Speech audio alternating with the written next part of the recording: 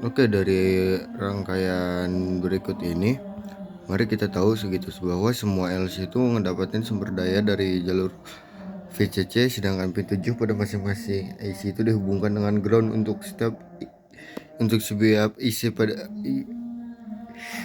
pada pin 1 2 3 itu dihubungkan dengan header.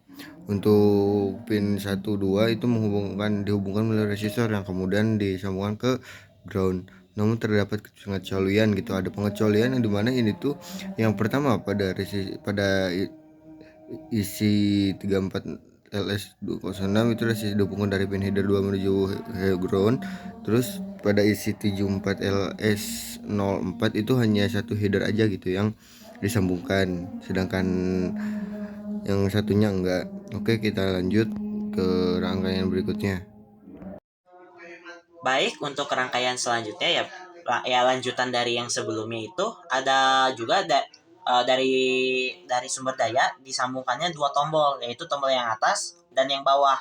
Nah, kedua tombol itu juga disambungkan dengan LED dan resistor yang berbeda. Itu dari sumber daya menuju tombol.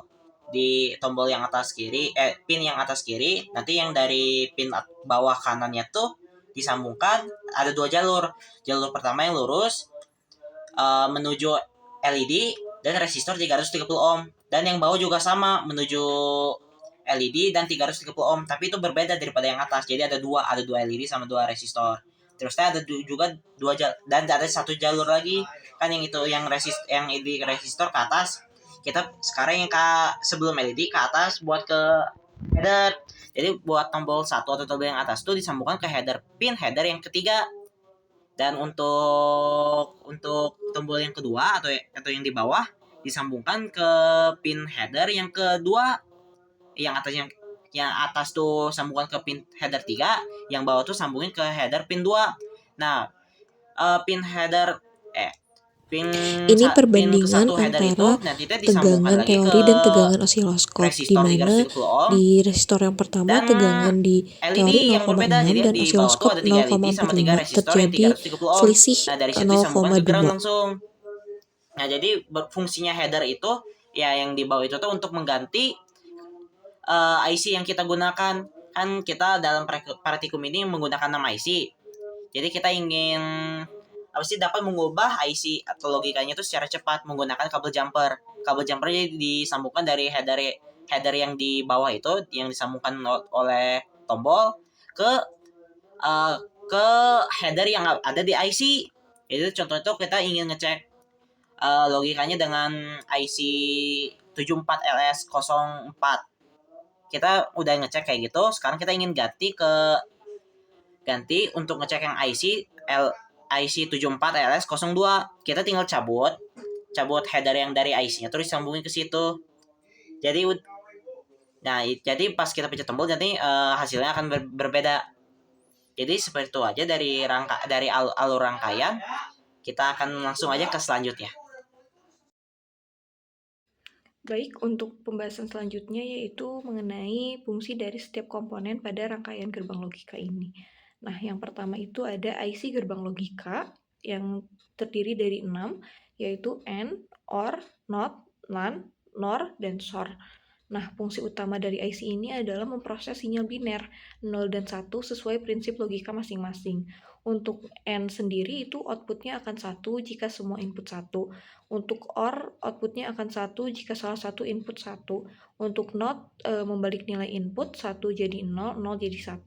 Untuk NAND, kebalikan dari AND, output 0 hanya jika semua input 1. Untuk NOR, kebalikan dari OR, output 1 hanya jika semua input 0.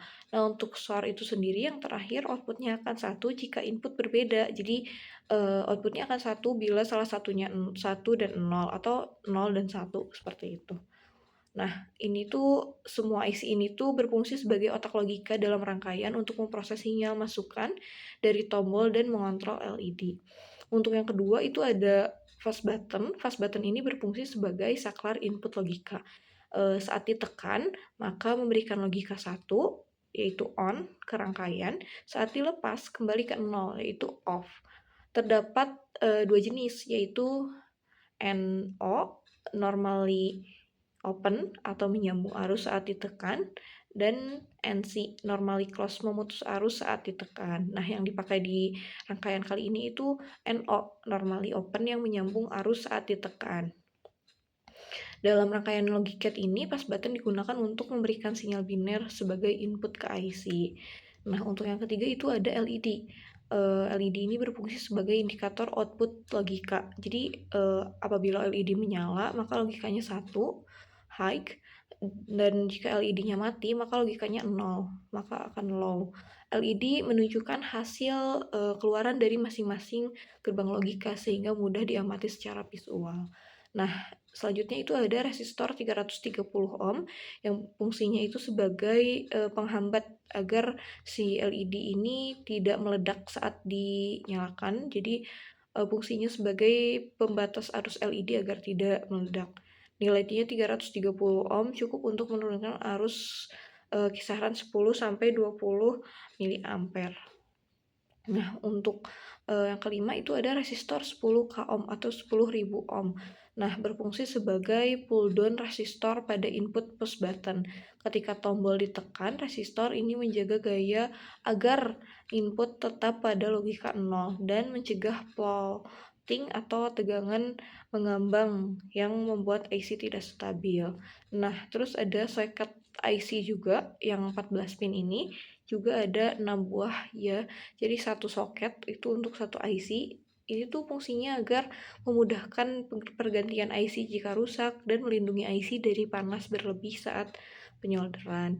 Lalu ada PCB. PCB ini tuh tempat untuk menyusun seluruh komponen, papan untuk menyusun seluruh komponen ditempelkannya di PCB. Lalu yang kedelapan itu ada modul USB micro dan kabel chargernya. Ini tuh berfungsi sebagai sumber tegangan DC 5 volt yang digunakan untuk memberi daya ke semua IC, LED, dan pas button. Lalu yang ke-9 ada header male dan kabel jumper ini untuk menghubungkan titik-titik input dan output antara komponen atau antara IC dengan fleksibel dan memudahkan percobaan tanpa penyolderan ulang. Dan yang ke-10 itu ada solder dan timah digunakan untuk menyatukan komponen ke PCB secara permanen agar koneksi listrik kuat dan stabil. Mungkin segitu saja penjelasan tentang fungsi setiap komponen pada rangkaian kali ini.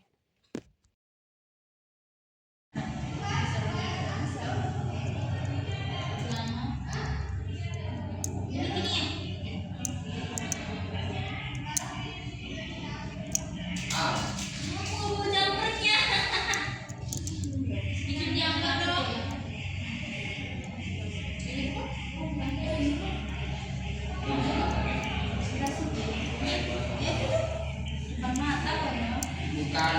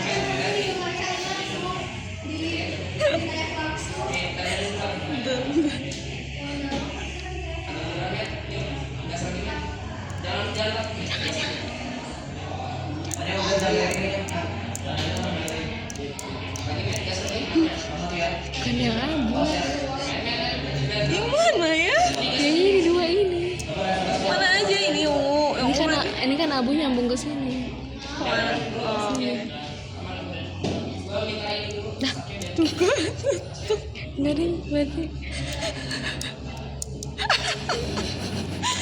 harus ada abu nggak sih?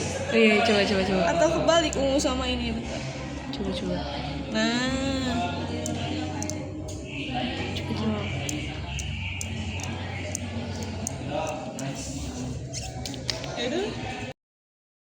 Baik, pada kali ini saya akan menjelaskan tentang kendala saat proses perakitan rangkaian ini.